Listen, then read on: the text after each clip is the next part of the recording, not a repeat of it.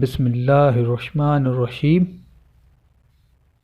आज हम स्टार्ट करेंगे analysis of financial statements.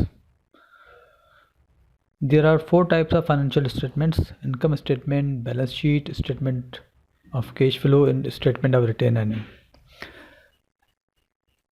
Statement of retained earnings vary according to the forms of business organization. There are 3 forms of business organization: sole proprietorship, partnership and company or corporation.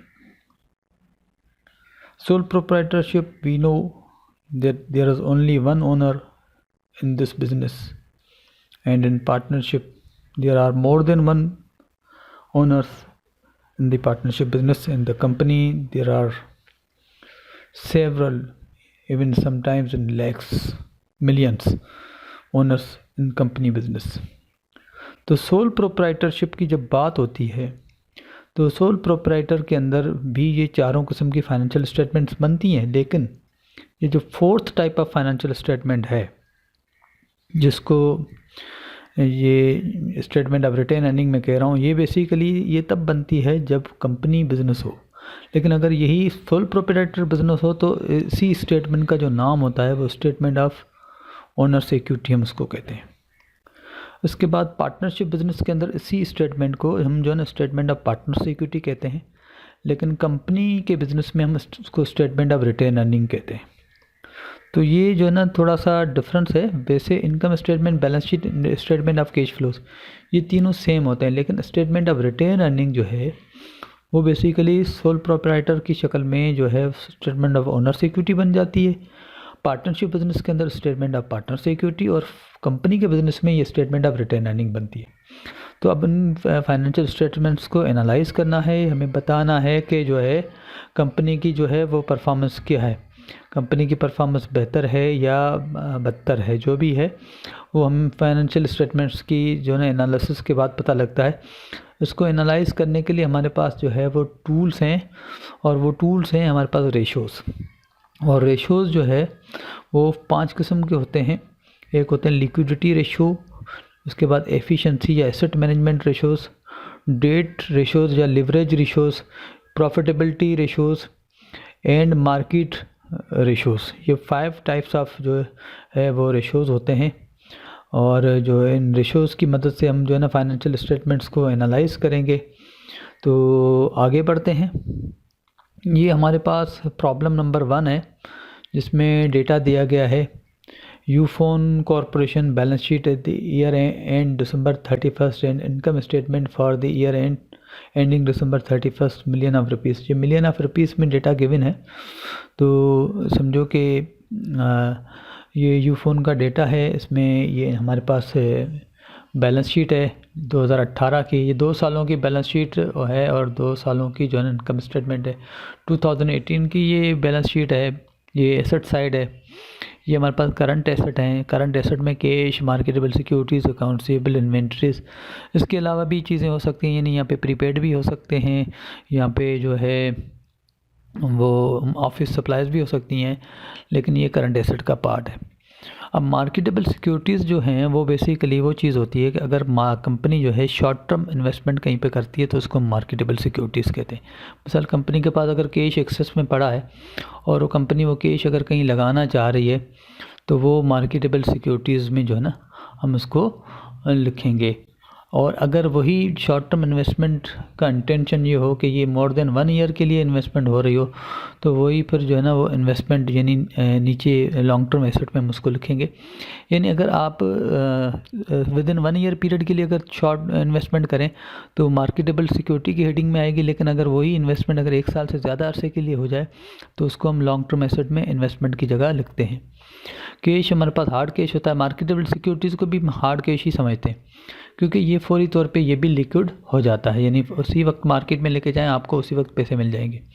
Accounts payable जो है वो most liquid तो नहीं है, लेकिन ये कि उसमें ये ऑप्शन होता है कि हम बैंक में जाके इसको डिस्काउंट करवा सकते हैं। डिस्काउंट का मतलब ये होता है कि हम जो है उसको बैंक लेके जाएंगे और बैंक कहता है कि हम इतना % काटेंगे, बाकी जो है ना हम आपको पैसे दे देंगे, तो ये डिस्काउंटिंग प्रोसेस कहलाता है। तो अकाउंट्स पेबल भी हमारे लिक्विडेट हो जाते हैं।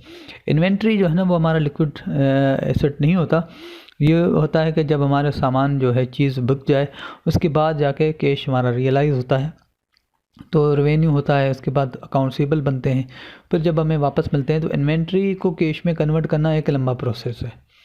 तो ये बहरहाल करंट एसेट है। उसके बाद फिक्स एसेट यहाँ पे एक ही हेडिंग दी हुई है, अदरवाइज़ यहाँ पे बिल्डिंग, इक्विपमेंट, मशीनरी वगैरह बहुत सारी चीज़ें हो सकती हैं। उसके बाद जो है बैलेंस शीट की जो राइट साइड है यहाँ पे लाइबिलिटी है। लाइबिलिटी टू टाइप्स लाइबिलिटी के हैं। करंट लाइबिलिटी होती है, करंट लाइबिलिटी वो लाइबिलिटी होती है जो कि आप विद इन 1 ईयर पीरियड किसी को पे करते हैं, ठीक है। इसमें अकाउंट पेबल, नोट पेबल, एक्रूअल्स, ये तो करंट लाइबिलिटीज़ हो गई टोटल। और उसके बाद बॉन्ड पेबल। बॉन्ड देखें एक लॉन्ग टर्म डेट इंस्ट्रूमेंट होता है। बॉन्ड एक लॉन्ग टर्म डेट इंस्ट्रूमेंट होता है जो है कंपनीज इशू करती हैं किसी सर्टेन पीरियड के लिए, और जो है उसमें सर्टेन पीरियड 5 साल का भी हो सकता है, 10 साल का भी हो सकता है, और 15 साल का भी हो सकता है। तो वो जो है कंपनीज बॉन्ड इशू करती हैं, और बॉन्ड जो है उसके ऊपर कंपनी एक इंटरेस्ट अमाउंट है वो फिक्स करती है, कितना इंटरेस्ट अमाउंट जो है बॉन्ड होल्डर्स को दिया जाएगा। तो बॉन्ड बेसिकली ये प्राइस बॉन्ड के साथ उसको मिक्सअप ना करें। ये एक लॉन्ग टर्म डेट इंस्ट्रूमेंट होता है जो कि कंपनी की तरफ से इशू किया जाता है, और जिसके ऊपर इंटरेस्ट होता है 5 साल, 10 साल, 20 साल उसका टाइम पीरियड होता है, और उसके ऊपर एक कूपन पेमेंट होती है जो कंपनी बॉन्ड होल्डर्स को पे करती है।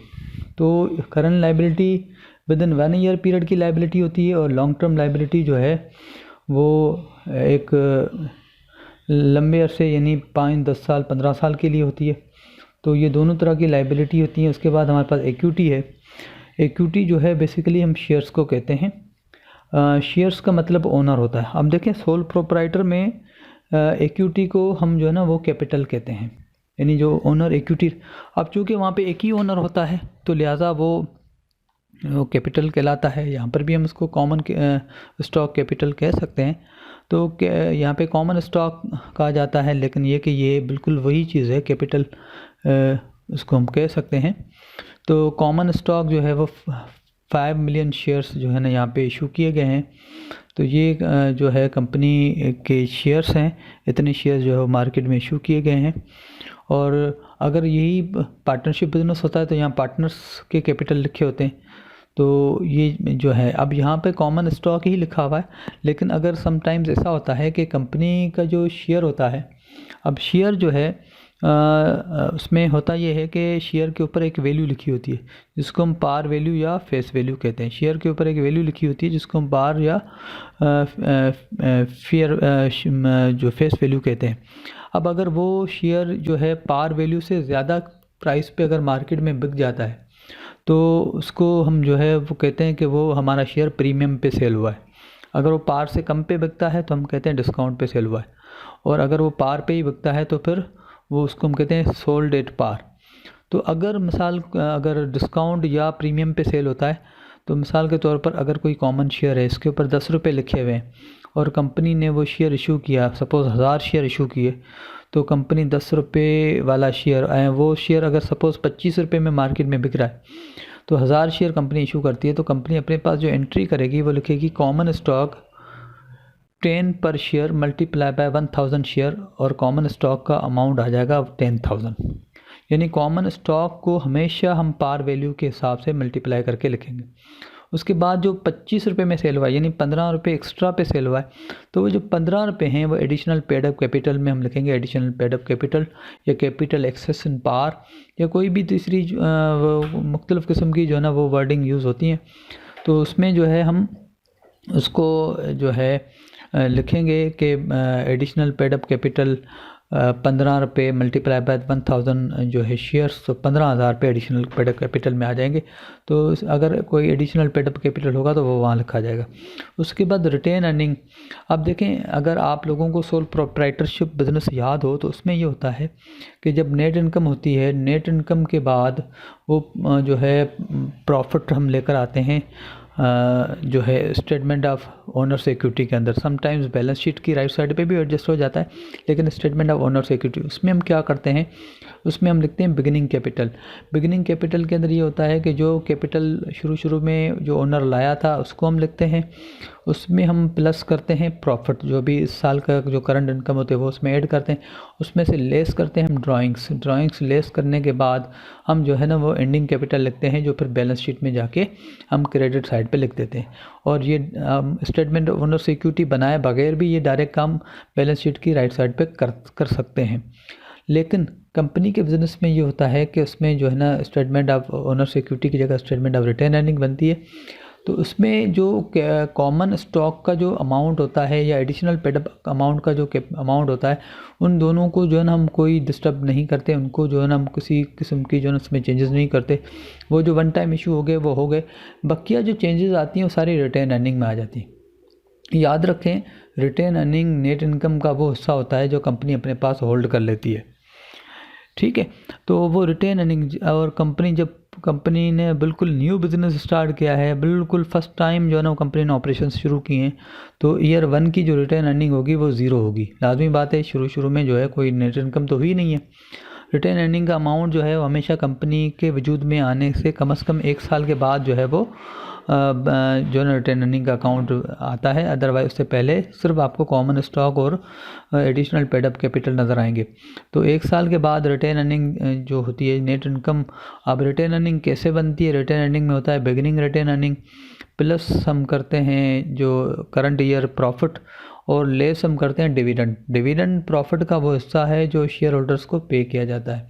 डिविडेंड प्रॉफिट का वो हिस्सा है जो शेयर होल्डर्स को पे किया जाता है। तो नेट इनकम जो है ऐड करते हैं, डिविडेंड हम लेस करते हैं, और उसके बाद हमारे पास एंडिंग रिटेन अर्निंग आ जाती है, और वो रिटेन अर्निंग यहाँ पे आके ऐड हो जाती है। अब याद रखें, इस साल की जो है एंडिंग अगले साल की बिगिनिंग बन जाएगी।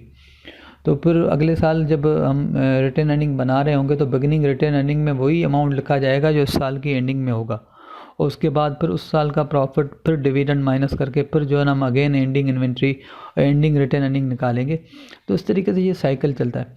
अब रिटेन अर्निंग इक्विटी का पार्ट कैसे बनता है? क्योंकि एक रिटेन अर्निंग एडिशनल पेडअप और कॉमन स्टॉक, यहाँ पे एडिशनल नहीं है लेकिन मैं सिर्फ समझाने के लिए बता रहा हूँ कि रिटेन अर्निंग, एडिशनल पेडअप और कॉमन स्टॉक ये तीनों मिलके शेयर होल्डर्स इक्विटी बनते हैं, ठीक है। अगर आप लोगों ने सोल प्रोप्राइटर में देखा हो तो शेयर होल्डर, जैसे यहाँ पे शेयर होल्डर ने जो कैपिटल प्रोवाइड किया है वो ये यानी कि कॉमन स्टॉक और एडिशनल पेडअप कैपिटल की शक्ल में किया, लेकिन जो इनकम या प्रॉफिट का जो हिस्सा बच जाता है वो भी शेयर होल्डर सिक्योरिटी का ही पार्ट होता है। अगर आप सोल प्रोप्राइटर को देखें तो सोल प्रोप्राइटर में हमने ये देखा था कि बिगिनिंग कैपिटल हम लिखते थे और उसके बाद हम प्रॉफिट को ऐड करते थे, ड्राइंग लेस करते थे। तो उसमें अगर हमारी ड्राइंग कम होती थी प्रॉफिट के मुकाबले में, यानी इनकम का वो हिस्सा जो हम बिज़नेस से नहीं निकालते थे, बिज़नेस में दोबारा लगा देते थे, तो वो हमारे कैपिटल को बढ़ा देता था। तो यहाँ पर भी वही चीज़ रिटेन अर्निंग में हम शो करते हैं, लेकिन ओवरऑल जो हमारा कॉमन इक्विटी का जो सम होता है, टोटल होता है, उसमें वो रिटेन अर्निंग इक्विटी का पार्ट होता है। उसके बाद प्रेफर्ड स्टॉक है। प्रेफर्ड स्टॉक और कॉमन स्टॉक में ये 2-3 डिफरेंसेस होती हैं। प्रेफर्ड स्टॉक को हम हाइब्रिड सिक्योरिटी कहते हैं। सिक्योरिटीज़ बेसिकली बॉन्ड, शेयर और प्रेफर्ड स्टॉक को कलेक्टिव एक नाम देते हैं सिक्योरिटीज़। तो प्रेफर्ड स्टॉक को हम हाइब्रिड सिक्योरिटी कहते हैं। हाइब्रिड का मतलब ये होता है कि उसमें दोनों क्वालिटीज़ होती हैं। होने को तो ये ओनरशिप है, यानी इसका इक्विटी है, लेकिन असल में इनको डिविडेंड जो है ना वो फिक्स पे किया जाता है। जैसे बॉन्ड होल्डर्स को इंटरेस्ट पे किया जाता है, वैसे उनको इंटरेस्ट की जगह फिक्स डिविडेंड पे किया जाता है। तो नेचर जो है पेमेंट के हवाले से देखी जाए तो इस लाइबिलिटी से मिलती है, लेकिन यह है इक्विटी, तो इसीलिए हम इसको हाइब्रिड सिक्योरिटी यानी ड्यूअल क्वालिटीज़ वाली सिक्योरिटीज़ कहते हैं। इनको वोटिंग राइट नहीं होता, इनको बाद में कन्वर्जन का ऑप्शन होता है। तो ये उसकी कुछ जो है कैरेक्टरिस्टिक्स हैं, लेकिन ये आजकल दुनिया में जो है वो प्रेफर्ड स्टॉक तकरीबन ख़त्म हो चुका है। तो ये थोड़ी सी बैलेंस शीट की वजाहत है। अब बैलेंस शीट के अंदर एक चीज़ और भी आपको बताता चलूँ कि ये करंट एसेट्स और करंट लायबिलिटीज़ ये हमारी ऑपरेटिंग एक्टिविटी का पार्ट होता है। ऑपरेटिंग एक्टिविटीज़ वो होती हैं जो हमारे डे टू डे के मामलात होते हैं, और ये जो फिक्स एसेट हैं ये हमारी इन्वेस्टमेंट एक्टिविटी का पार्ट है। इन्वेस्टमेंट एक्टिविटी वो होती है जो हमारा यहाँ पर लॉन्ग टर्म इन्वेस्टमेंट है उसको हम इन्वेस्टमेंट एक्टिविटीज़ कहते हैं। यानी जो हम बिल्डिंग लगाते हैं, इक्विपमेंट या मशीनरी वगैरह, ये जितनी भी चीज़ें हम करते हैं ये बेसिकली हमारा जो है लॉन्ग टर्म एसेट्स जो होते हैं ये हमारी इन्वेस्टमेंट एक्टिविटीज़ है। और यहाँ से जो पैसे जनरेट होते हैं यानी लॉन्ग टर्म लायबिलिटीज़ और इक्विटी, ये हमारी फाइनेंसिंग एक्टिविटी होती है। अब अगर आप लोग एक चीज़ मैं यहाँ पे आपको बताऊँ कि मिसाल के तौर पर हमारे घर का अगर जो खर्चा चलता है तो हमारे घर में हमारे घर में कैश थोड़ा बहुत पड़ा होता है, हमारी थोड़ी बहुत कहीं इन्वेस्टमेंट होती है, गोल्ड होता है, या हम किसी के उधार भी दिया होता है और घर में हमारा राशन भी पड़ा होता है, तो ये सारे हमारे करंट एसेट हैं। और इसी तरीके से हमारे ऊपर किसी का उधार भी होता है, कोई हमारे पास मजदूर काम कर रहा होता है, मासिक काम वाली काम कर रही होती है, उनको तनख्वाह देनी होती है, बिजली का बिल आ चुका है या गैस का बिल आ चुका है, उनकी ड्यू डेट है, तो वो सारे हमारे ऊपर अकाउंट पेबल या सैलरी पेबल होते हैं। तो ये समझो कि रूटीन मामलात होते हैं घर में, ये रूटीन मामलात होते हैं। तो मिसाल के तौर पर रूटीन में अगर आपके पास कुछ राशन कम पड़ गया या आपको कैश की थोड़ी बहुत ज़रूरत है अपना वो डेली का खर्चा चलाने के लिए, किसी को देने हैं पैसे, तो उसके लिए आप क्या करेंगे, करंट लायबिलिटीज़ के थ्रू आप अपना जो है ना वो ज़रूरत पूरी कर सकते हैं। आप किसी दोस्त के साथ 10,000 20,000 उधार लेके आप उनको जो है ना अपनी करंट नीड्स को फुलफ़िल कर सकते हैं। लेकिन ये चूँकि वो ऑपरेशन का पार्ट है तो आप उसको जल्दी वापस भी कर लेते हैं। लेकिन अगर आपको यहाँ पर कोई यानी अगर आप एक किराए के मकान में रह रहे हैं और आप अब चाह रहे हैं कि मैं अपना मकान ख़रीदूँ, अपना घर ले लूँ, तो अगर ऐसी कोई सिचुएशन है तो आपको जो है ना वो अपना मकान यानी बिल्डिंग या फ्लैट जो भी है वो आप लेंगे। तो या अगर आपको गाड़ी लेनी हो या आपको कोई फर्नीचर जो है ना वो आला किस्म का लेना हो, घर में एयर कंडीशन लगवाने हों या घर में जो है ना वो आपको जो है ना यानी कोई रिनोवेशन का काम करवाना हो वगैरह वगैरह, यानी वो काम जो आपको लॉन्ग टर्म बेनिफिट्स प्रोवाइड करे, यानी वो आपके जो है ना फिक्स एसेट का पार्ट हो। अब लाजमी बात है जहाँ आपके ऑपरेशंस हो रहे होते हैं, यहाँ पे आपके डे टू डे का काम हो रहा होता है, वो किसी जगह में हो रहा होगा, उस जगह का पूरा एक सेटअप होगा। यानी अगर हम अगर हम कह रहे हैं भाई हमारा राशन है, हमारे पास कैश है हमारे पास, तो ये आप रोड पे या फुटपाथ पे बैठ के ये सारी चीज़ें मैनेज नहीं कर रहे होते। उसके लिए ज़िंदगी गुजारने के लिए आपके पास एक घर होगा, घर में फर्नीचर होगा, बाकी चीज़ें होंगी, तो वो सारे हमारे फिक्स एसेट है। ठीक है, ये सारी हमारी इन्वेस्टमेंट है। और ये इन्वेस्टमेंट आपने जो ये फिक्स एसेट जो बाय किए होंगे ना, वो कभी भी करंट लायबिलिटी से बाय नहीं किए होंगे, या तो लॉन्ग टर्म लायबिलिटी या फिर इक्विटी के थ्रू बाय किए होंगे। ऐसा हो ही नहीं सकता कि अगर आपको गाड़ी लेनी है या घर लेना हो और आपको 20 लाख रुपए कम पड़ रहे हो, आप किसी दोस्त के पास जाएं, उनको बोलेंगे मुझे 20 लाख रुपए दे दो, मैं आपको 15-20 दिनों में या 1 महीने में 2 महीने में वापस कर दूंगा। ऐसा पॉसिबल नहीं होता। लाजमी बात है आपको गाड़ी या घर लेने के लिए बैंक के थ्रू जाना पड़ेगा या आपका अपना यानी इक्विटी आपके पास होना चाहिए। इन दो ऑप्शन के अलावा तीसरा कोई शॉर्ट टर्म ऑप्शन नहीं है। लंबा कैश लंबे अरसे के लिए जो भी आपको चाहिए, एक बड़ी इन्वेस्टमेंट जो आपको चाहिए, वो कभी भी यहाँ से फुलफ़िल नहीं होगी, उसको आपको लॉन्ग टर्म की तरफ जाना पड़ेगा। तो याद रखें ये इन्वेस्टमेंट है, इन्वेस्टमेंट के लिए फाइनेंसिंग एक्टिविटीज़ जो है उनके थ्रू हम उसको फाइनेंस करते हैं। यही काम कंपनी में होता है। कंपनी जो है उनको अगर सेटअप चलाना है तो उसको कंपनी को बिल्डिंग चाहिए, कंपनी को कंप्यूटर चाहिए, कंपनी को एयर कंडीशन चाहिए, कंपनी को लाइटिंग चाहिए, कंपनी को प्रॉपर एक डेकोरम चाहिए, तो जहाँ कैबिन्स बने हों, यहाँ पे एम्प्लॉय काम कर रहे हों, एक नेटवर्क हो, एक सिस्टम हो, तो वो सारा सिस्टम चलाने के लिए कंपनी को फिक्स एसेट्स चाहिए, बिल्डिंग चाहिए, इक्विपमेंट चाहिए, मशीनरी चाहिए, फिक्स एसेट्स चाहिए। अब फिक्स एसेट जो है वो कंपनी जो है कभी भी यहाँ से शॉर्ट टर्म से जो है ना वो फाइनेंस नहीं करेगी, क्योंकि शॉर्ट टर्म का मतलब ये है कि कंपनी के पास कुछ कैश काम चलाने के लिए पड़ा हुआ है, जो रोज़ाना काम हो रहे हैं उनको चलाने के लिए कैश पड़ा हुआ है। मार्केटेबल सिक्योरिटी अगर कुछ एक्सेस कैश है तो उन्होंने शॉर्ट टर्म लगा दिया है कि 2-3 महीने के बाद ज़रूरत पड़ेगी तो हम कस्टमर को यानी सप्लायर को दे देंगे। अकाउंट्सेबल जो उधार वो दे रहे हैं, इन्वेंट्री जो उनके पास सामान पड़ा हुआ है, तो ये शॉर्ट टर्म सारी चीज़ें। अब ये जो करंट लायबिलिटीज़ होती हैं वो भी शॉर्ट टर्म होती है, यानी हमने कहीं से इन्वेंट्री उधार पे ले ली तो वो हमने यहाँ से अकाउंट पेबल की शक्ल में हमारे पास होगा। किसी को सैलरी देनी है वो हमारे पास सैलरी पेबल की कोई बिल पे करना है तो वो यहाँ होगा। लेकिन अगर कंपनी को बिल्डिंग खड़ी करनी है, कंपनी को कोई 100 कंप्यूटर इंस्टॉल करने हैं, कोई 15 20 25 एसी उनको लगाने हैं, या कोई बड़ा सेटअप उनको और करना है, तो उसके लिए जो है ना यहाँ से कभी फाइनेंस वो नहीं कर सकते, क्योंकि ये तो फाइनेंस वो है, ये छोटा मोटा उधार है जो हम रोज़ाना लेते हैं, 2 महीने 1 महीने 1.5 महीने के बाद हम वापस कर लेते हैं। लेकिन कंपनी को इन्वेस्टमेंट के लिए, यानी वो जो जहाँ पे ये सारे ऑपरेशंस होंगे, उसके लिए इंफ्रास्ट्रक्चर चाहिए, वो हमेशा लॉन्ग टर्म एसेट की शक्ल में होगा, जिसको हम फिक्स एसेट का मतलब है उसमें बिल्डिंग इक्विपमेंट और एक मशीनरी वगैरह आ जाते हैं।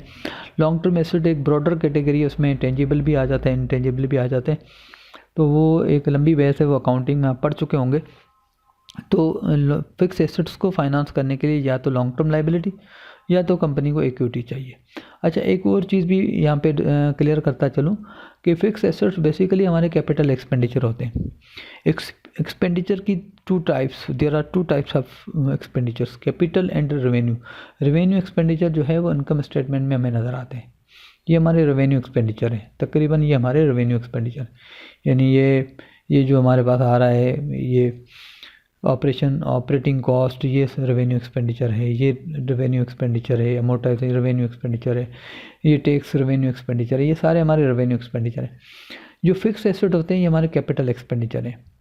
अगर किसी से मैं ये पूछूं कि बताएं कि आपका जो घर का राशन है, जो आप रोज़ाना घर में राशन इस्तेमाल हो रहा होता है, या गाड़ी चल रही है उसका फ्यूल यूज़ हो रहा है, या बिजली चल रही है, वो चीज़ें जो ना आपकी यूज़ हो रही हैं, तो आया ये आपका क्या है, तो ये उसका ऑपरेटिंग एक्सपेंस है। लेकिन अगर मैं उससे पूछूं कि भाई घर आपका क्या है, या फर्नीचर जिस पे आप बैठते हैं वो क्या है, तो वो कहेगा कि ये मेरा एसेट है। याद रखें, वो आपका एसेट ज़रूर है, लेकिन अगर अकाउंटिंग पॉइंट ऑफ व्यू से देखा जाए तो वो आपका कैपिटल एक्सपेंडिचर है, क्योंकि एक वो खर्चा है जो आप रूटीन मैटर्स को चलाने के लिए रोज़ाना कर रहे हैं, ठीक है। तो वो आपको नज़र आ रहे हैं कि आप राशन ले रहे हैं, आप आटा ले रहे हैं, आप दूध ले रहे हैं, आप दही ले रहे हैं, आप दवाइयाँ ले रहे हैं, आप बच्चों की फ़ीस अदा कर रहे हैं, तो वो आपके रेवेन्यू एक्सपेंडिचर हैं। लेकिन कुछ ऐसे खर्चे हैं जो आपने अभी कर दिए हैं, लेकिन ये है कि वो खर्चे आपको लॉन्ग टर्म बेनिफिट देंगे। मिसाल के तौर पर आपने 2 लाख रुपए देकर कोई फर्नीचर ख़रीद लिया है, अब वो फर्नीचर आपके साथ 10 साल रहेगा या 15 साल रहेगा, तो वो जो आपने अभी खर्चा कर लिया है, वो बज़ाहिर तो फर्नीचर आपका एसेट है, लेकिन एक तरह से वो आपका कैपिटल एक्सपेंडिचर है। कैपिटल एक्सपेंडिचर ऐसे है कि 15 साल के बाद वो वर्थलेस हो जाएगा। ज़्यादा से ज़्यादा वो 2 लाख वाली चीज़ आपकी 20,000 या 25,000 में कबाड़िया वाला लेके जाए। तो कहने का मकसद ये है कि फिर हम क्या करते हैं, जो हमारा कैपिटल एक्सपेंडिचर होता है, जो हमारा उसको हम क्या करते हैं, उसको हम डिप्रिशिएट करते हैं, उसको हम डिप्रिसिएशन सालाना निकालते हैं। तो हम क्या करते हैं भाई, फर्नीचर में से हम माइनस कर देंगे, 2 लाख का किया ख़रीद किया, हम देखेंगे इसको हमें एंड ऑफ द 10 ईयर्स या 15 ईयर्स जो भी इसकी लाइफ है, उसके बाद उसके कितने पैसे एक्सपेक्टेड हैं, 20,000 या 40,000 जो भी हमें मिले। सपोज़ 40,000 मिल रहे हैं, तो जो वो है हमने माइनस कर दिया, बाकी बच गए 1,60,000। और उसके बाद हम देखेंगे इसकी लाइफ क्या है, तो हमें एस्टिमेट किया कि 10 साल के बाद ये फर्नीचर यूज़लेस हो जाएगा, हम उसको कबाड़ी वाले को देना पड़ेगा। तो हम उसको 2 lakh minus 40,000 salvage value divided by 10 years जो है इसकी लाइफ है, तो 16,000 जो है पर ईयर हमारे पास डिप्रिसिएशन आ गया। वो डिप्रिसिएशन जो है कैपिटल एक्सपेंडिचर को हमने रेवेन्यू एक्सपेंडिचर में ब्रेक किया, और वो रेवेन्यू एक्सपेंडिचर जो है कैपिटल एक्सपेंडिचर थोड़ा थोड़ा करके हमने रेवेन्यू एक्सपेंडिचर में से कन्वर्ट करके उसमें से इनकम स्टेटमेंट से माइनस करना शुरू किया, ताकि हम उसके ऊपर टैक्स बेनिफिट ले सकें। याद रखें, डिप्रिसिएशन एक्सपेंस वो है जो हम रेवेन्यू एक्सपेंडिचर के तौर पे जब उसको शो करते हैं तो हम किसी को पे नहीं करते, क्योंकि जो लॉन्ग टर्म एसेट होते हैं वो हमारे जब बाय करते हैं उसी वक्त ही वो इसको रिकॉर्ड हो जाते हैं। यानी हम बिल्डिंग खरीदते हैं तो हम लिखते हैं building debit cash credit, furniture debit cash credit, तो वो उसी वक्त जो है ना पेमेंट हो जाती है। ये कैपिटल एक्सपेंडिचर की जो पेमेंट है हम उसी वक्त कर लेते हैं, लेकिन उसके बाद हम थोड़ा थोड़ा करके उसको जो है यहाँ पे रेवेन्यू एक्सपेंडिचर में शो करते हैं। अच्छा, यहाँ पे एक और चीज़ भी क्लियर करता चलूँ कि इसको आप यूँ समझ सकते हैं कि एक आपके पास एम्प्लॉई है, उसको आपने अगर 5 साल की जो है ना एडवांस सैलरी आपने दे दी कि भाई 5 साल की सैलरी है, ये आप ले लें और अभी इसको यूज़ कर लें, बाद में जो है ना आप सैलरी नहीं मांगिएगा मुझसे। तो अब 5 साल की सैलरी अगर आप उसको 5 लाख या 10 लाख 15 लाख जो भी बनते हैं वो आपने दे दिया, अब जो है हर महीने वो आपसे सैलरी नहीं लेगा, उसका मतलब ये नहीं है कि वो जो है ना फ्री में काम कर रहा है, उसका मतलब ये आपने उसकी पेमेंट एडवांस में कर दी है। अब आप हर महीने उसकी सैलरी शो करेंगे, लेकिन ये कि वो उतनी शो करेंगे जितनी वो सैलरी उसकी बनती है, लेकिन आप उसको पे नहीं कर रहे होंगे क्योंकि वो आप एडवांस में पे कर चुके। बिल्कुल फर्नीचर इक्विपमेंट के अंदर भी यही है कि आपने वो चीज़ जब लेकर आया उस वक्त आपने सारी पेमेंट कर दी, ठीक है। अब चूंकि वो चीज़ आपने 1 साल से ज़्यादा बेनिफिट देगी, तो अब आप उसको क्या करेंगे, आप उसकी पेमेंट करके आ गए, वो आपके पास आ गई। अब आप थोड़े थोड़े करके उसमें से जो उसका एक पर ईयर का जो पोर्शन बनता है वो उसको डिप्रिसिएशन की शक्ल में निकाल दें, और फिर उसको जो ना आहिस्ता आहिस्ता करके आप उसमें इनकम स्टेटमेंट में शो करते हैं, ताकि आपका वो रेवेन्यू एक्सपेंडिचर में कन्वर्ट हो जाए। तो ये चीज़ें हैं हमारे बैलेंस शीट और इनकम स्टेटमेंट में। आप देख सकते हैं सेल होता है, फिर कॉस्ट ऑफ गुड्स सोल्ड होती है, फिर हमारे पास ऑपरेटिंग एक्सपेंसेस होते हैं, और फिर हमारे पास इंटरेस्ट होता है, फिर टैक्स होता है, उसके बाद नेट इनकम आती है, फिर डिविडेंड जो माइनस हो जाता है प्रेफर्ड का। उसके बाद जो बच जाता है वो कॉमन स्टॉक होल्डर्स के लिए बच जाता है। अब ये 117.8 ये कॉमन स्टॉक के लिए जो बचा है, ये जो है अब ये आगे 2 हिस्सों में ब्रेक होगा। एक हिस्सा डिविडेंड में चला जाएगा जिसको हम पे आउट कहेंगे, और एक हिस्सा जो है ना रिटेन अर्निंग में, यानी अपने पास कंपनी होल्ड कर लेगी, जिसको हम जो है वो कहेंगे रिटेन अर्निंग के अंदर चला जाएगा, जिसको हम कहेंगे प्लो बैक या रिटेंशन रेशो। तो इस तरीके से ये नेट इनकम जो है वो 2 हिस्सों में। अब रिटेन अर्निंग अगर कंपनी रिटेन कर लेती है तो ये रिटेन अर्निंग में यहाँ आके ऐड हो जाएगा, अगर डिविडेंड में पे हो जाता है तो फिर जो है वो यहाँ पे रिटेन अर्निंग में ऐड नहीं होगा, बल्कि वो रिटेन अर्निंग में से माइनस हो जाएगा। तो बहरहाल ये चीज़ें हैं, और ये इनकम स्टेटमेंट बैलेंस है। ये इनकम स्टेटमेंट भी तकरीबन ऑपरेटिंग एक्टिविटी का पार्ट होता है। बैलेंस शीट के करंट एसेट्स करंट लाइबिलिटीज़ भी ऑपरेटिंग एक्टिविटी का पार्ट होता है। लॉन्ग टर्म एसेट जो है वो हमारी investing activity, long term liability और इक्विटी हमारी फाइनेंसिंग एक्टिविटी का पार्ट होता है। आगे बढ़ते हैं। ये हमारे पास रेशोज़ हैं, मैं बता चुका हूँ 5 किस्म के रेशोज़ होते हैं। लिक्विडिटी, एसेट मैनेजमेंट या efficiency ratios, debt management ratios जिसको लीवरेज रेशोज़ भी कहते हैं, profitability ratios and market values ratios. ये हमारे पास रेशोज़ की टाइप्स हैं। आगे बढ़ते हैं। क्वेश्चन नंबर 1 में हमें था कि data for the Dolens is given above and it is industry average for both are given, ठीक है। उनकी इंडस्ट्री एवरेजेस ये गिवन है। तो डॉलेंस कंपनी, अब हमें क्या करना, calculate the following ratio for the Dolens company. ये current ratio, days sale out, inventory turnover, ये वगैरह वगैरह वगैरह, ये जितने सारे रेशोज़ हमें गिवन है, ये सारी इंडस्ट्री एवरेजेस भी हमें गिवन है। ये इंडस्ट्री, अब हमें कहा गया है कि डॉलेंस कंपनी के यही रेशो, जिनकी इंडस्ट्री एवरेजेस गिवन है, यही रेशो कैलकुलेट करें। तो हमने 2018 में रेशो कैलकुलेट किया, पीछे हमारे पास बैलेंस शीट है, ठीक है। तो हमने, और ये रेशो भी गिवन है कि करंट एसेट जो है वो current assets divided by current liabilities, यानी करंट एसेट्स हमारे पास देखें 810 हैं, करंट लाइबिलिटीज़ 220 हैं। 810 को 220 के साथ हमने डिवाइड किया तो 2018 का हमारे पास करंट रेशो ये आ गया। 2019 का ऐसे आ गया। इसी तरीके से बाकी फार्मूलाज गिवन हैं, और बाकी ये रेशोज़ ये 2 हमने कैलकुलेट करके दिखाएं। बाकी solve all other ratio according to the given format के मुताबिक ये सॉल्व करना है। तो फार्मूला भी गिवन है, बैलेंस शीट इनकम स्टेटमेंट भी गिवन है, जिस फार्मूले के अंदर डेटा पुट करना है और उनको सॉल्व करना है। तो ये इंडस्ट्री एवरेजेस गिवन है, ये डॉलेंस कंपनी का इंडिविजुअल रेशो हो गया। आगे बढ़ते हैं। पार्ट ए हमने कर लिया। अब पार्ट बी में वो कह रहा है, क्वेश्चन नंबर 1 कंटिन्यूड है, डेटा जो है ना ऊपर गिवन है, और ये पार्ट बी, पहले मैंने पार्ट ए किया, पार्ट बी में परफॉर्म ट्रेंड एनालिसिस, ठीक है। ट्रेंड एनालिसिस को मैंने हाईलाइट किया, इसका मतलब इस स्लाइड में सिर्फ ट्रेंड एनालिसिस को हम डिस्कस करेंगे। ट्रेंड एनालिसिस के लिए कम से कम मुझे 5-6 साल 10 साल का डेटा चाहिए।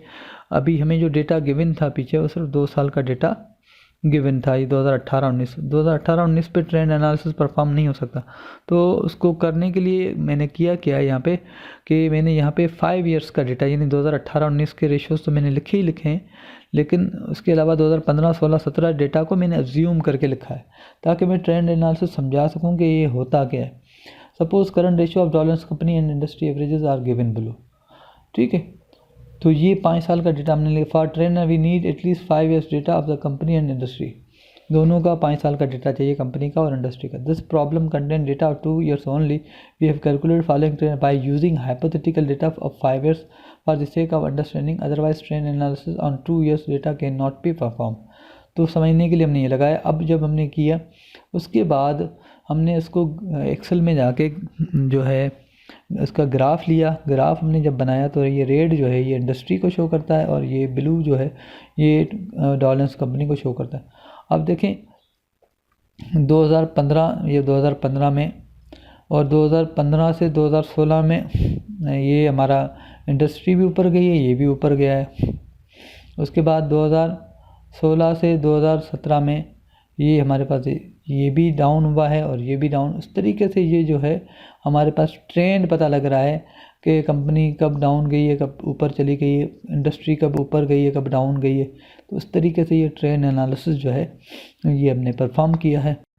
उसके बाद क्वेश्चन नंबर 1 कंटिन्यूड है।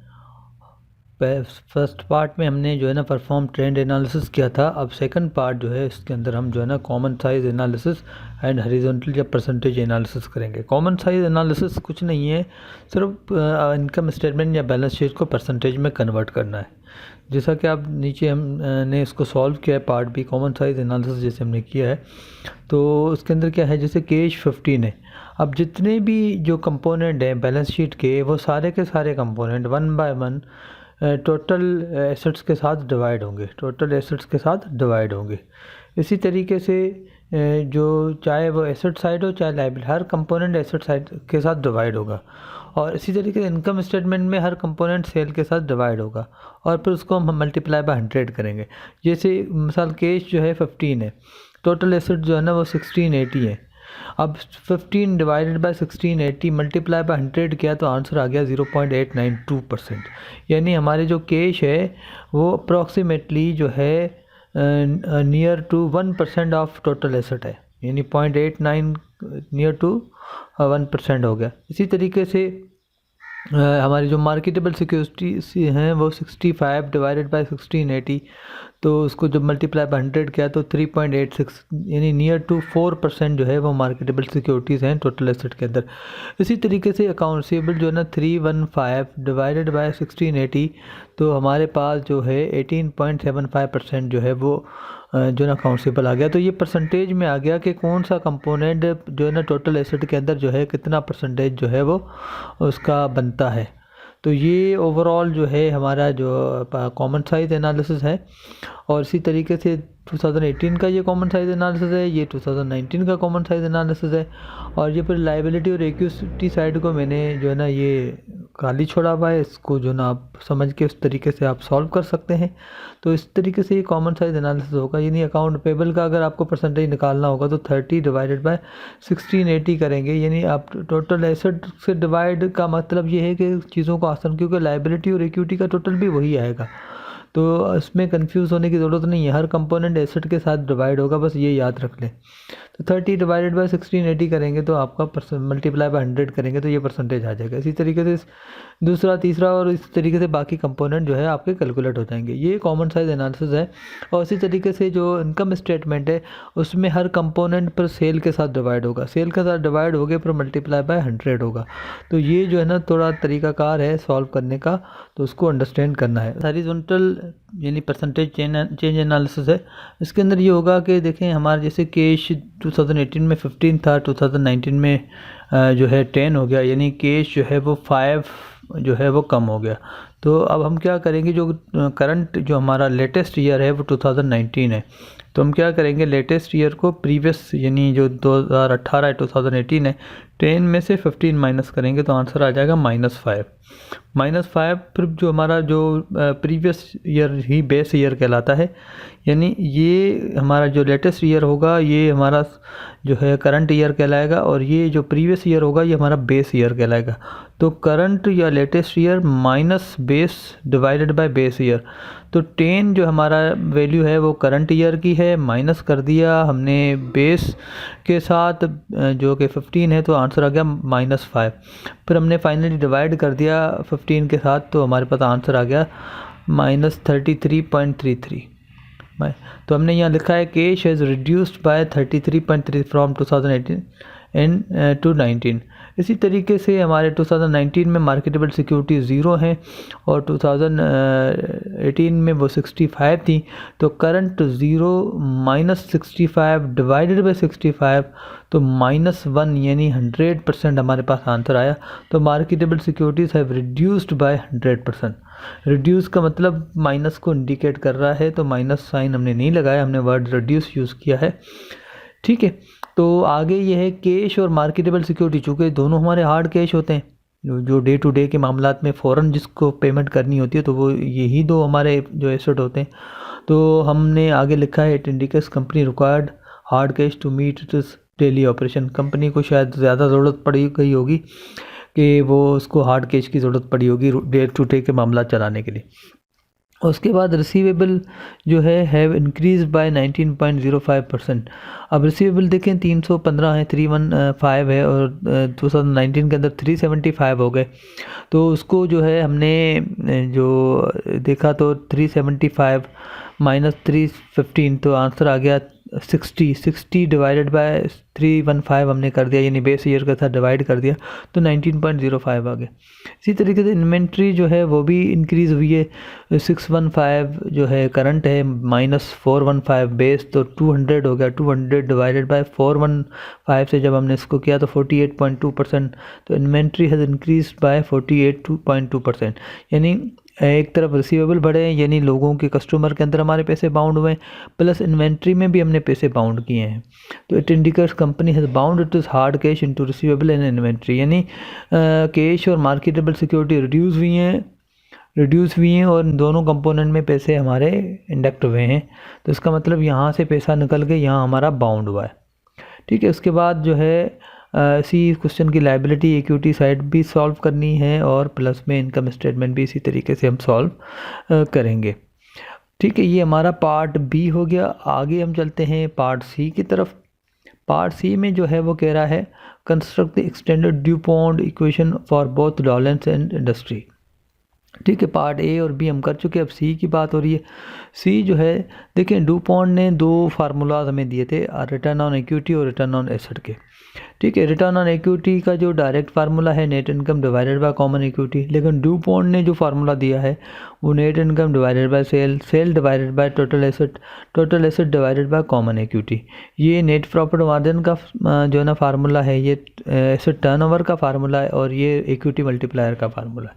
इसी तरीके से रिटर्न ऑन एसेट का जो डायरेक्ट फार्मूला है वो net income divided by total asset है, जबकि डूपॉन्ट ने जो फार्मूला दिया है वो net income divided by sale, यानी net profit margin sales divided by total asset, यानी एसेट टर्नओवर। अब डूपॉन्ट ने ये क्यों यानी कि ये एनालिसिस दिया है, असल में देखो ROE और ROA हमारे बहुत ही इंपॉर्टेंट रेशोज़ होते हैं और कंपनी का अल्टीमेट गोल जो होता है वो प्रॉफिट अर्न करना होता है। तो डूपॉन्ट ने जो है ना हमें जो है ना हमारे एंगल थोड़े चेंज किए हैं, क्योंकि कंपनी को अगर अपने प्रॉफिट बढ़ाने होंगे तो अल्टीमेटली जो है यहाँ पर अगर ये दोनों फार्मूलाज देखें तो हमें सिर्फ एक ही ऑप्शन नज़र आता है कि हम अपनी नेट इनकम बढ़ाएंगे तो हमारे प्रॉफिट बढ़ेंगे, लेकिन डूपॉन्ट ने हमें 3 एंगल बता दिए। डूपॉन्ट ने कहा अगर आप अपना नेट प्रॉफिट मार्जिन बढ़ाएं तब भी आपका जो है ना वो रिटर्न ऑन इक्विटी बढ़ेगा, एसेट टर्नओवर को इम्प्रूव करें तब भी आपका रिटर्न ऑन इक्विटी बढ़ेगा, और इक्विटी मल्टीप्लायर को इम्प्रूव करें तब भी आपका रिटर्न ऑन इक्विटी बढ़ेगा। इसी तरीके से उन्होंने रिटर्न ऑन एसेट्स में 2 एंगल हमें बता दिए कि नेट प्रॉफिट मार्जिन बढ़ा दें तो आपको ROA इम्प्रूव होगा, या आप एसेट टर्नओवर बढ़ा दें तब भी आपका ROA। तो ये इन्होंने हमें मल्टीपल डायरेक्शन दे दी जिससे हमें आसानी हो जाएगी। तो बस ये डेटा आपको फार्मूलाज में पुट करना है और उसको कंपेयर करना है और देखेंगे कि दोनों का रिजल्ट सेम आएगा। उसके बाद पार्ट डी में outline the strength and weaknesses are revealed by your analysis. देखिए अब हमें ये देखना है कि हमारे जो रेशोज़ हैं, जैसे प्रीवियस पार्ट्स में हमने ये रेशोज़ की हैं, इंडस्ट्री एवरेज 2 है, डे सिर्फ 35 है, और हमारे जो कंपनी के रेशो आए हैं वो 3.682 है, 3.23 2019 के अंदर है, ये इंडस्ट्री एवरेज 2 है, और इंडस्ट्री में 35 डेज़ हैं, हमारे ऑलमोस्ट 40 और 45 डेज़ हैं। तो अब उनके हमें जो है ना वो एनालाइज़ करना है, बताना है कि ये जो है ना हमारी परफॉर्मेंस जो है वो इंडस्ट्री के मुकाबले में कैसी है। तो current ratio of Dawlance calculated in part A R 3.682 and 3.23 for 2018 and 19 respectively. The industry average is 2. If we compare these results, it indicates our company is performing very well, but maintaining higher current ratio has also negative side side effect that company has no opportunity to invest it is fund in long run. देखिए हमारा ratio company के मुकाबले में, industry के मुकाबले में बहुत अच्छा है, लेकिन ये ज़्यादा रेशो अच्छा होना भी अच्छी बात नहीं होती। उसका रीज़न ये होता है कि कंपनी जब इंडस्ट्री 2 के ऊपर मेंटेन कर रही है, यानी इंडस्ट्री एवरेज का मतलब होता है कि जो कंपनी, जो इंडस्ट्री के अंदर जितनी भी कंपनीज हैं उनका एवरेज रेशो क्या बन रहा है। तो ऑन एवरेज इंडस्ट्री में जब 2 का रेशो चल रहा है तो हमारी कंपनी जो है इतना हाई रेशो क्यों मेंटेन कर रही है। उसका मतलब ये है कि वो अगर शॉर्ट टर्म एसेट्स अपने पास रख रही है तो यानी इतनी ज़्यादा तादाद में जब इंडस्ट्री में 2 हैं और हमारे नियर टू 4 हैं या 3.5 हैं, तो इससे ये मतलब निकलता है कि हमारी कंपनी जो है उसके पास इतनी ऐसी कोई लॉन्ग टर्म अपॉर्चुनिटी नहीं है कि वो अपने पैसे यहाँ से निकाल के कहीं और लगा ले। वैसे शॉर्ट टर्म लाइबिलिटीज़ को मीट करने के लिए हमारी कंपनी की पोजीशन बहुत अच्छी है, लेकिन दूसरा एंगल ये है कि कंपनी इतना हाई रेशियो मेंटेन कर रही है जबकि इंडस्ट्री प्रैक्टिस नहीं है। इसका मतलब इंडस्ट्री के अंदर मोस्ट ऑफ द कंपनीज अगर 2 रेशियो के करीब हैं तो उसका मतलब ये है कि इंडस्ट्री में जो है ना ये रेशियो इनफ है, इसी से लाइबिलिटीज़ मीट हो रही हैं, चीज़ें अच्छे तरीके से जो है ना वो परफॉर्म हो रही हैं। तो हमारी कंपनी अगर इतना हाई रेशियो मेंटेन कर रही है तो ये जो है ना एक तरह से नेगेटिव एस्पेक्ट इस तरह से है कि कंपनी जो इतना हाई रेशियो मेंटेन करके अपना जो करंट जो एसेट्स हैं या लिक्विड जो उनके पास हार्ड कैश है वो खामखा जो है ना वो इंजेक्ट करके वो शॉर्ट टर्म एसेट्स के अंदर वो अपना नुकसान कर रहे हैं, बजाय इसके कि वो पैसा वहाँ से निकालें और किसी लॉन्ग टर्म में लगाएं, क्योंकि लॉन्ग टर्म में रेट ऑफ रिटर्न ज़्यादा होता है। उसके बाद days sales outstanding are average collection period 40 and 45 days. 2018 में हमने देखा 40 था और 45, जबकि इंडस्ट्री 35 डेज।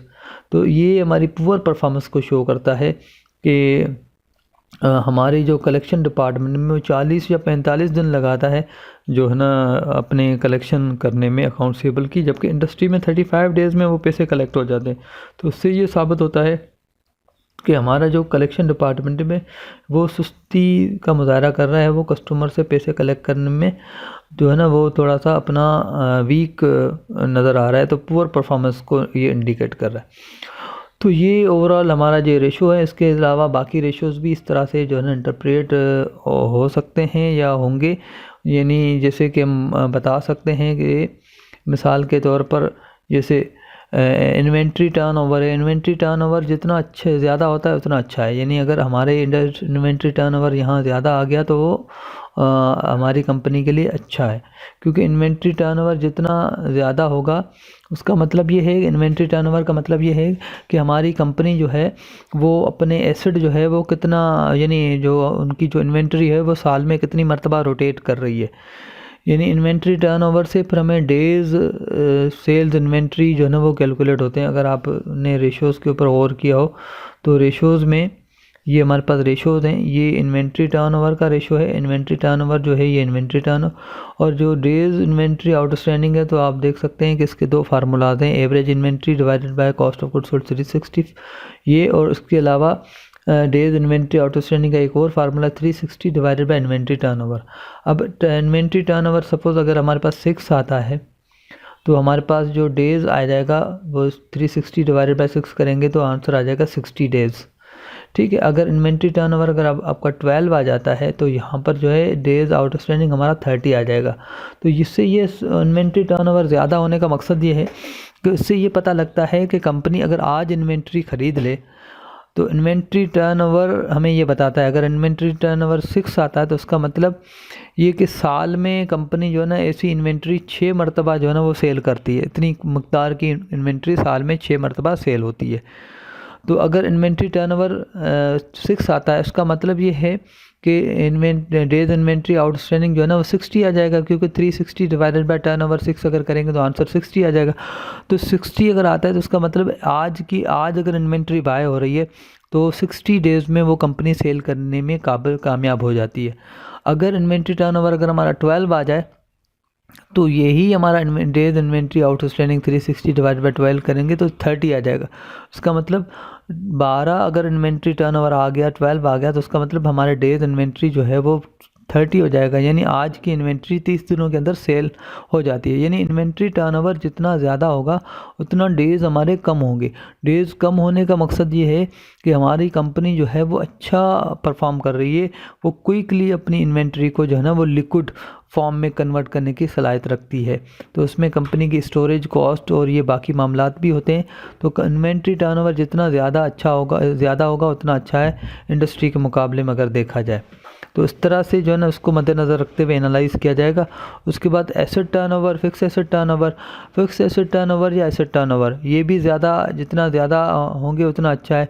कैसे, अगर आप एसेट टर्नओवर के फार्मूलाज देखें तो फिक्स एसेट टर्नओवर और टोटल एसेट टर्नओवर वो है sale divided by fix asset या sale divided by total asset. तो उसका मतलब ये होता है कि अगर यानी कंपनी के एसेट, यानी इसका आंसर अगर 2 आ जाए तो 2 का मतलब ये है कि सेल जो है फिक्स एसेट का डबल है, यानी अगर यहाँ 1000 है तो यहाँ 500 है, तो ही ये 2 आएगा। तो ये 2 आने का मकसद ये है कि हमने अपने फिक्स एसेट के मुकाबले में, अगर फिक्स एसेट 10 लाख के हैं तो 10 लाख एसेट की मदद से हमने 20 लाख सेल जो है ना वो जनरेट कर ली। ठीक है, तो यानी या इसी तरीके से अगर हमारे पास टोटल एसेट जो हैं वो 10 लाख के हैं और हमने सेल 20 लाख की है, तो उसका मतलब हमारे पास जितने भी एसेट हैं उन एसेट की बदौलत हमने उससे डबल सेल को जो है ना वो करने में कामयाब हो गए। एसेट अगर टोटल एसेट या 2 आता है, तो अगर 3 आता है, यानी जितना ज़्यादा ये रेशो होगा उतना अच्छा समझा जाएगा, क्योंकि इससे कंपनी की परफॉर्मेंस का अंदाज़ा हो रहा है कि जितना ज़्यादा ये रेशो होगा उतना हमारी कंपनी ने अपने एसेट में से ज़्यादा जो ना वो सेल जनरेट की। तो एसेट अगर थोड़े से हैं और उसमें से ज़्यादा यानी सेल जनरेट हो रही है, तो उसका मतलब कंपनी बहुत अच्छा परफॉर्म कर रही है। उसके बाद नेट प्रॉफिट मार्जिन भी जितने ज़्यादा होंगे उतना अच्छा है। तो return on asset, return on equity, ये जितना ज़्यादा होगा उतना अच्छा है। डेट रेशो वेरी करता है। डेट रेशो जो है ना इंडस्ट्री से कंपेयर होता है कि ज़्यादा लाइबिलिटी भी जो है ना वो कंपनी के लिए ख़तरनाक हो सकती है, कि कंपनी की जो है ना वो क्रेडिट पोजीशन ख़राब हो सकती है। तो डेट रेशो अगर बहुत ज़्यादा है तो वो इंडस्ट्री से कंपेयर किया जाएगा, क्योंकि लाइबिलिटी और इक्विटी दो कंपनी के पास जो है ना वो होते हैं सोर्सेस फाइनेंसिंग के। तो उसमें इक्विटी के मद में तो हमें डिविडेंड देना पड़ता है, डेट के मद में हमें इंटरेस्ट देना पड़ता है। इंटरेस्ट नो डाउट चीप होता है, और इंटरेस्ट से अगर हमने देखा है कि अगर आप इनकम स्टेटमेंट को ज़रा देख लें तो देखिए इंटरेस्ट जो है वो टैक्सेबल इनकम से पहले माइनस हो जाता है, यानी इंटरेस्ट की वजह से हमारा टैक्स में बचत होती है। अगर इंटरेस्ट यहाँ माइनस ना होता तो हमें 263 पे जो है ना वो टैक्स पे करना पड़ता, जो कि ज़्यादा होता। लेकिन चूँकि इंटरेस्ट माइनस होने के बाद वही अमाउंट हमारा 203 हो गया है, तो हमें टैक्स जो है वो 203 पे अप्लाई हुआ है। तो ये इंटरेस्ट एक्सपेंस ऐसा एक्सपेंस होता है जो कि टैक्सेबल इनकम से पहले माइनस होता है, जिससे हमारी टैक्सेबल इनकम कम हो जाती है। तो ये जो है ना हमारे पास टैक्स उसी इनकम पे लगता है, जबकि जो इक्विटी के ऊपर जो हम डिविडेंड देते हैं वो टैक्सेबल इनकम के बाद देते हैं, चाहे वो प्रेफर्ड डिविडेंड हो जैसे यहाँ पे 4 दिया गया है, चाहे यहाँ पर जो है नेट इनकम के बाद जो ये कॉमन डिविडेंड दिया गया है और ये कुछ पैसा जो ना कंपनी ने होल्ड किया है, तो 117.8 इसमें से 53.8 जो है ना वो कॉमन डिविडेंड दिया गया है, और 64 ये दोनों को मिलाएंगे 117.8 हो जाएगा। तो जो है डिविडेंड जो है वो हमेशा आफ्टर टैक्स इनकम से दिया जाता है, इंटरेस्ट जो है वो बिफोर टैक्स इनकम से दिया जाता है। तो ये जो है कंपनी को एक तरह से यानी जो लाइबिलिटी होती है वो कंपनी को फ़ायदे में रहती है, कि एक तो कॉस्ट कम होती है, दूसरा उसमें जो है ना कंपनी को जो है ना बचत होती है टैक्स की शक्ल में। लेकिन दूसरी तरफ जो है ये लाइबिलिटी कंपनी के लिए ख़तरनाक भी हो सकती है, क्योंकि खुदा न खास्ता अगर कंपनी की जो EBIT है वो यहाँ पे 0 हो जाए, 5 हो जाए, 8 हो जाए, यानी इंटरेस्ट से कम आ जाए और उनको इंटरेस्ट ना मिले, तो ये लोग कोर्ट जा सकते हैं, कंपनी को बैंकरप्ट डिक्लेयर किया जा सकता है, इस चीज़ की पॉसिबिलिटीज़ हैं। लेकिन अगर डिविडेंड होल्डर को अगर पैसे ना दिए जाएँ तो उसमें कोई मसला नहीं होता, क्योंकि डिविडेंड होल्डर जो है वो कंपनी के ओनर होते हैं और वो कंपनी के ख़िलाफ़ कहीं नहीं जाएंगे। तो लाइबिलिटी एक तरफ तो फ़ायदे में तो है और उसमें टैक्स की भी बचत होती है, लेकिन ये इनको अगर इंटरेस्ट ना मिले तो हमारे लिए ख़तरा बन सकते हैं। लेकिन इक्विटी वाले ओनर होते हैं तो वो हमारे लिए ख़तरा नहीं बनते। तो इस तरह से जो लाइबिलिटी यानी डेट रेशो को इंडस्ट्री के मुकाबले में देखा जाएगा, इंडस्ट्री प्रैक्टिस जो भी होगी उस हिसाब से इसको असेस किया जाएगा। डेट टू इक्विटी रेशो यानी लाइबिलिटी टू इक्विटी रेशो जो है वो कितना है, तो वो हम देख सकते हैं। जैसे यहाँ पर हमारी जो लाइबिलिटी है वो 800 है और हमारी जो इक्विटी है वो 880 है। तो ये आप देख लें कि इसमें जो हमारा डेट रेशो तकरीबन 1 के करीब आ रहा है या 1 से थोड़ा कम आ रहा है, 800 to 880। तो इसका मतलब ये अगर 1 आ जाए तो अगर ये यहाँ पर भी 880 होता और यहाँ पर भी 880 होता तो ये जो रेशो होता है ये दोनों 1 के बराबर होते। 1 का बराबर का मतलब ये होता है कि जितनी लाइबिलिटी उतनी इक्विटी। लेकिन अगर लाइबिलिटी 880 से ज़्यादा है और ये 880 है तो फिर ये रेशो 1 से ज़्यादा आ जाएगा। 1 से ये रेशो अगर डेट टू इक्विटी 1 से ग्रेटर आ जाए इसका मतलब लाइबिलिटी जो है इक्विटी के मुकाबले में ज़्यादा है। और इसी तरीके से अगर ये रेशो 1 से कम आ जाए तो उसका मतलब लाइबिलिटी जो है वो इक्विटी के मुकाबले में कम है। यानी ये 800 डिवाइडेड बाई 840 करेंगे तो 880 करेंगे तो 800 डिवाइडेड बाई 880, तो इसका आंसर लेस देन 1 आएगा। लेस देन 1 आने का मकसद ये है कि देखो इक्विटी ज़्यादा है, 880 और ये 800 है, तो इससे ये साबित होता है कि ये कम है। तो ये भी इंडस्ट्री से कंपेयर किया जाएगा। याद रखें जब ये रेशो यानी 1 से कम होगा तो हमारा जो डेट रेशो होगा वो जो है 50% से कम होगा। यानी जैसे 800 को डिवाइडेड बाई 880 किया तो आंसर जो है 1 से लेसर आ गया, यानी इक्विटी जो है लाइबिलिटी के मुकाबले में ज़्यादा है।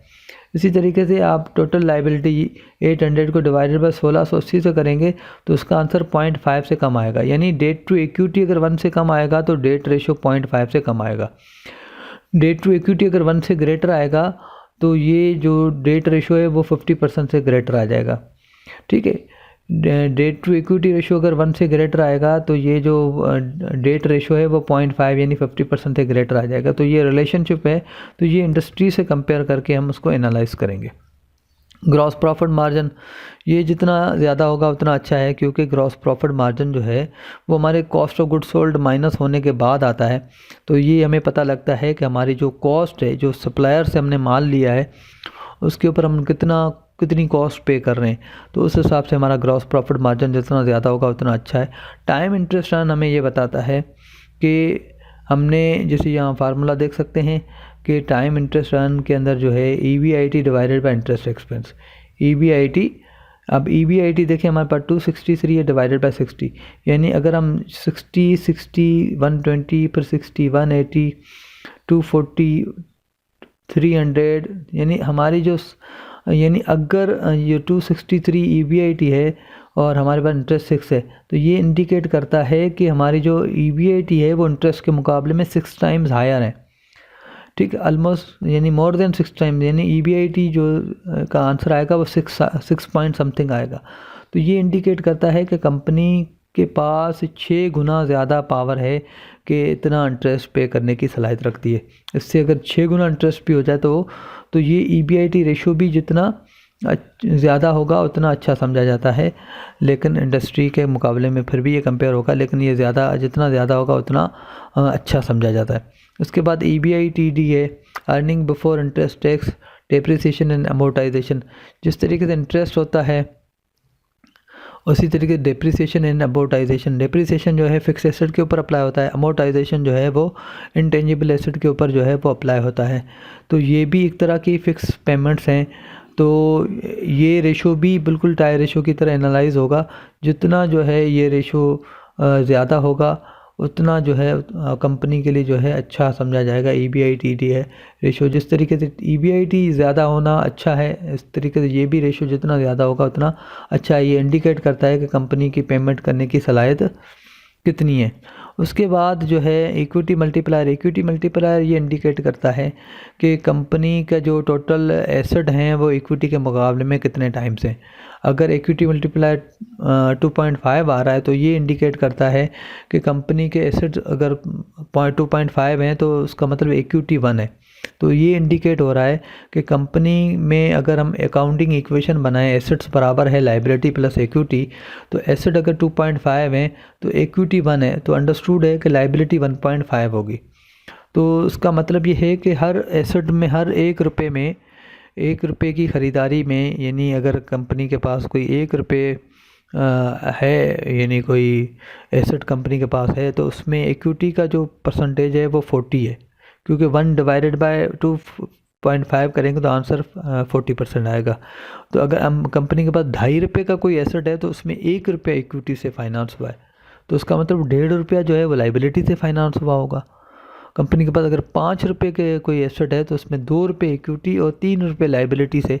तो इस तरीके से जो है इक्विटी मल्टीप्लायर, ये जो रेशो भी, ये रेशो जो है ना, ये अगेन इंडस्ट्री के साथ कंपेयर होगा, क्योंकि इसका डायरेक्ट कनेक्शन डेट रेशो और डेट टू इक्विटी रेशो के साथ बनता है। तो ये रेशो अगर ज़्यादा है, इसका मतलब जो है डेट रेशो जो है वो ज़्यादा होगा, ठीक है। डेट टू इक्विटी रेशो 1 से ग्रेटर होगा। तो ये रेशो जितना ज़्यादा होगा उतना जो है जो इसका ये इंडिकेट करता है कि कंपनी के पास लाइबिलिटी ज़्यादा है। तो ये भी इंडस्ट्री के मुकाबले में कंपेयर किया जाएगा। उसके बाद बेसिक अर्निंग पावर, कि कंपनी का जो बेसिक अर्निंग पावर है वो क्या है, EBIT divided by total asset, यानी जो ऑपरेटिंग इनकम है, यानी एसेट्स में से बेसिक अर्निंग पावर ये इंडिकेट करता है कि कंपनी के एसेट ने ऑपरेटिंग इनकम कितनी जनरेट की है।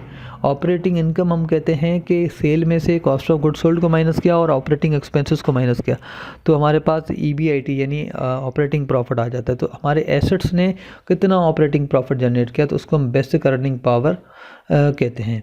तो ये रेशो भी जितना ज़्यादा होगा उतना अच्छा है। ऑपरेटिंग प्रॉफिट मार्जिन, ये EBIT डिवाइडेड बाय सेल होता है, ये रेशो भी जितना ज़्यादा होता है उतना अच्छा है। Price earning ratio basically price divided by EPS, price, ये अर्निंग पर शेयर का फार्मूला है।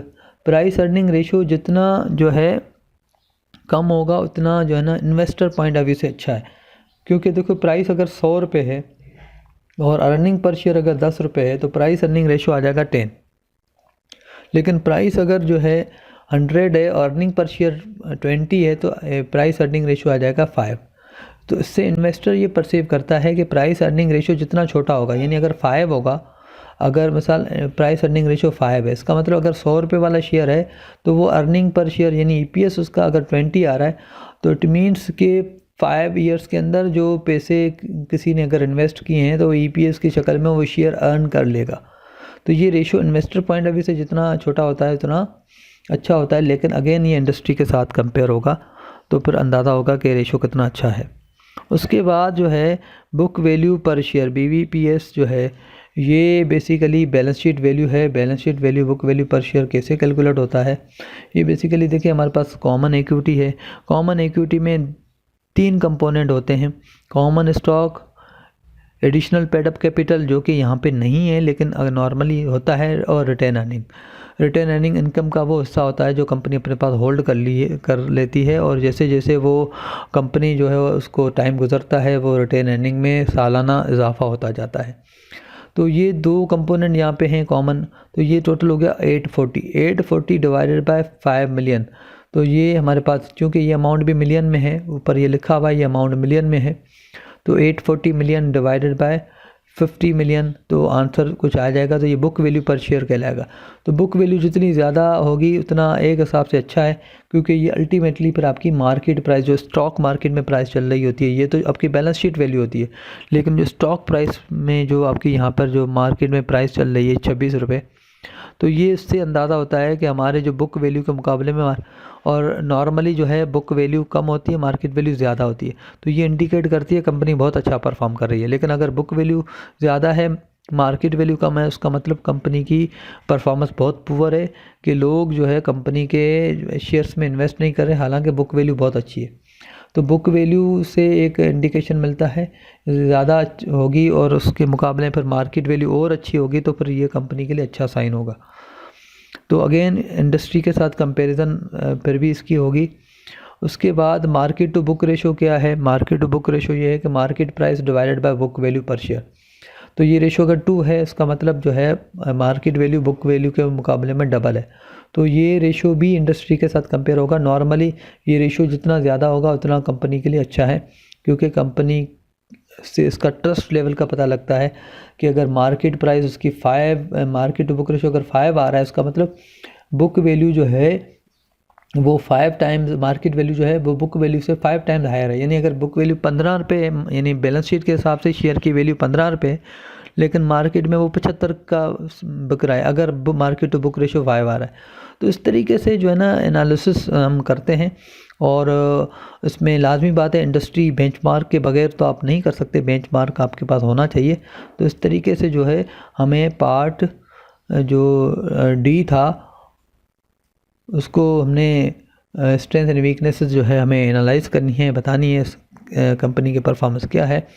तो इस तरीके से हमें इसको एवेलुएट करना है। उसके बाद पार्ट ई में करा, सपोज रॉलिंस है double it sale as well as inventory, यानी सारी चीज़ें अगर डबल हो जाए तो what how would this that affect the validity of ratio analysis.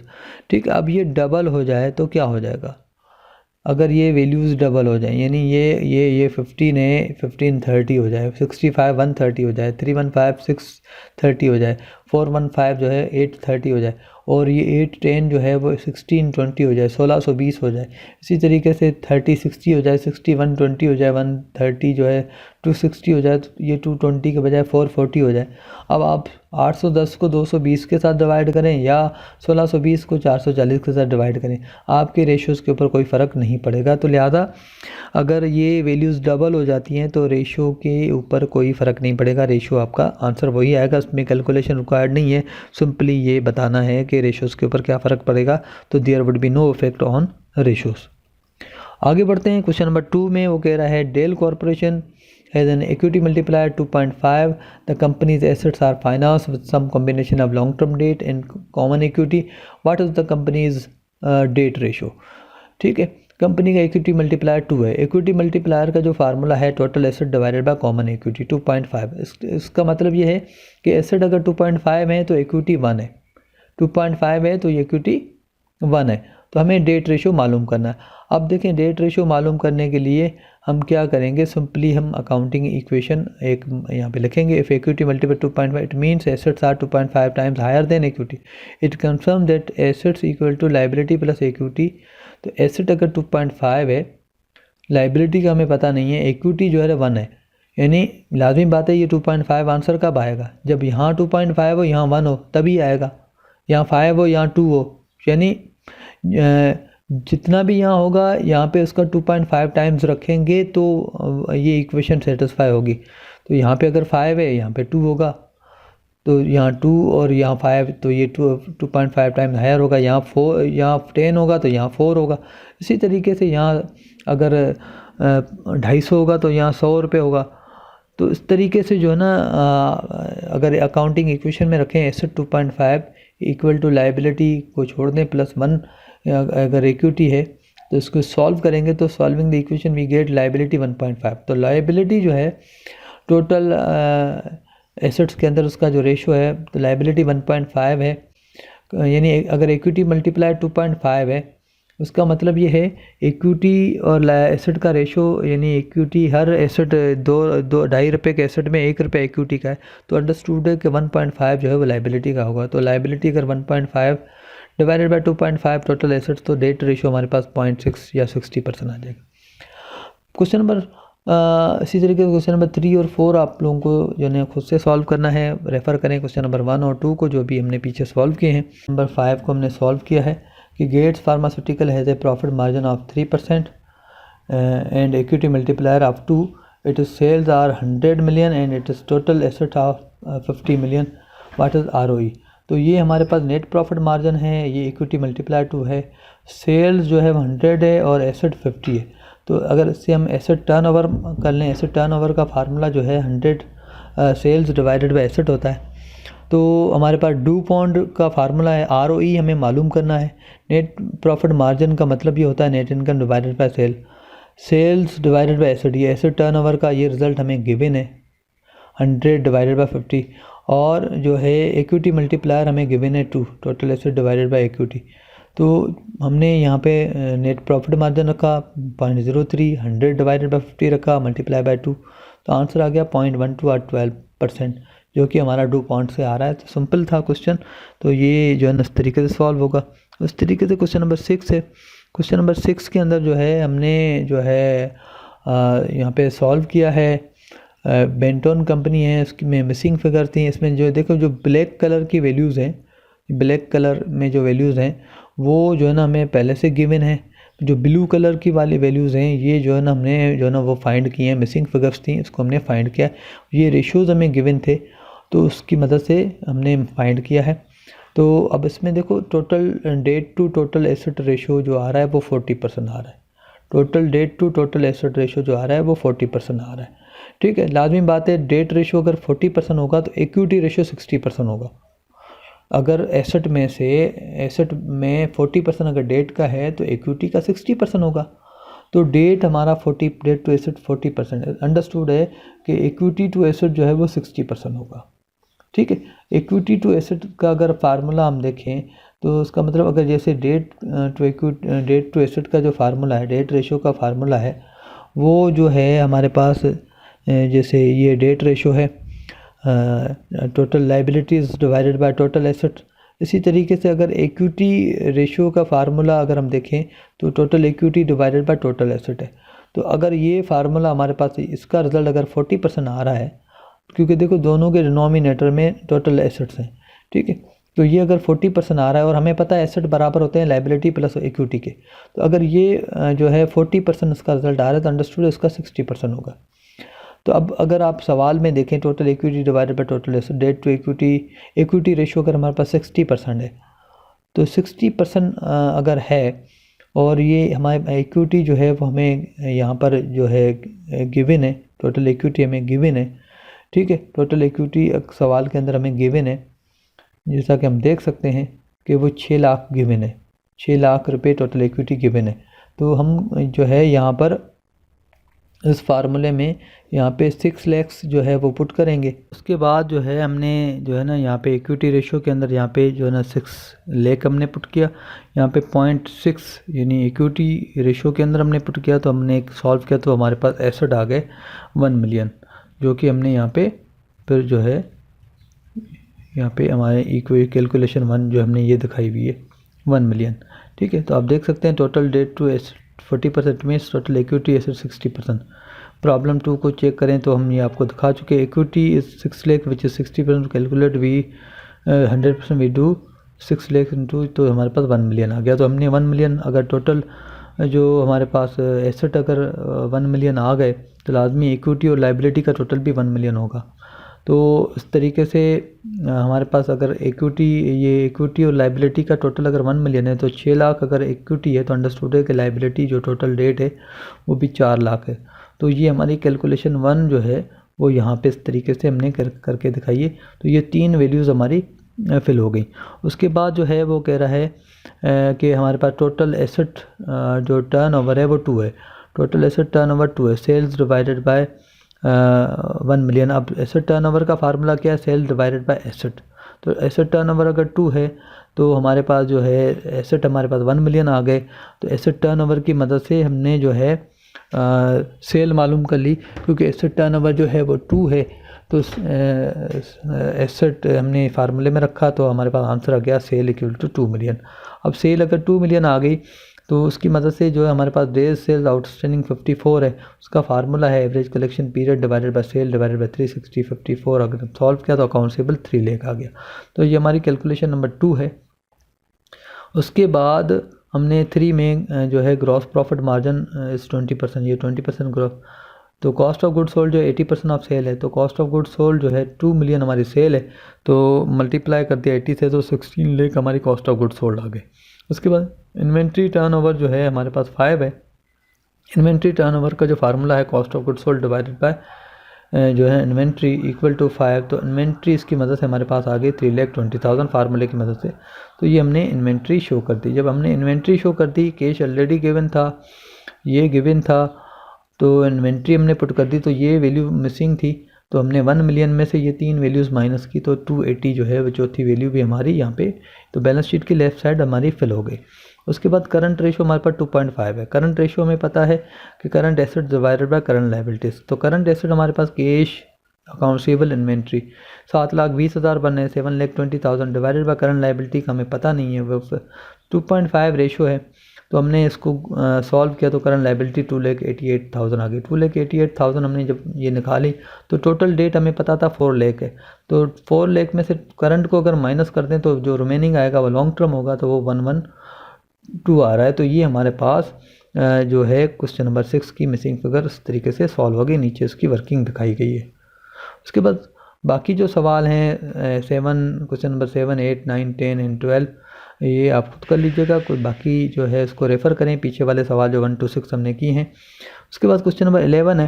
Question number 11 में वो कह रहा है कि कंपनी का जो रेशो है वो 13,12,500 है, कंपनी के जो करंट एसेट हैं, और लाइबिलिटीज़ जो हैं 5,25,000 है। इस वक्त जो इन्वेंट्री है वो 3,75,000 है and it will raise funds. अब कंपनी जो है वो नए जो है ना शॉर्ट टर्म लाइबिलिटी जो है ना वो रेज़ कर रही है, और उस लाइबिलिटी से सिर्फ इन्वेंट्री परचेज़ की जाएगी। तो कंपनी को कितनी लाइबिलिटी जो है ना वो मज़ीद लेनी चाहिए कि उसका करंट रेशो 2 से नीचे ना जाए, ठीक है। तो ये हमें सॉल्व करना है कि 2 से रेशो नीचे ना जाए। अब देखिए करंट रेशो का फार्मूला क्या है, company will raise short term liability and this amount will be used to purchase inventory but company has to maintain ratio to 2। तो करंट रेशो जो है हमारे पास ये है। Now company want to increase liability and inventory but ratio should be equal to 2। तो अब company जो है चाह रही है कि हम इन्वेंट्री बाय करें, लेकिन जो है एक तो हमारे पास current assets current liability already हैं, लेकिन दूसरे जो है हम न्यू लाइबिलिटी की मदद से इन्वेंट्री जो है ना वो रेस करें, लेकिन रेशो 2 से ऊपर नहीं जाना चाहिए। We know that new liability will be 100% utilize to purchase inventory, so new liability equal to inventory. हमें पता है कि ये न्यू लाइबिलिटी और इन्वेंट्री ये दोनों न्यू लाइबिलिटी 100% जो है इन्वेंट्री में यूज़ होगी, तो उसका मतलब न्यू लाइबिलिटी इन्वेंट्री के बराबर होगी, ठीक है। तो अगर ये बराबर होगी तो उसका मतलब मैं यहाँ पे इन्वेंट्री और लाइबिलिटी की जगह एक्स यूज़ करूँ, क्योंकि एक ही वेरिएबल है, दोनों एक ही जगह पे यूज़ होंगे।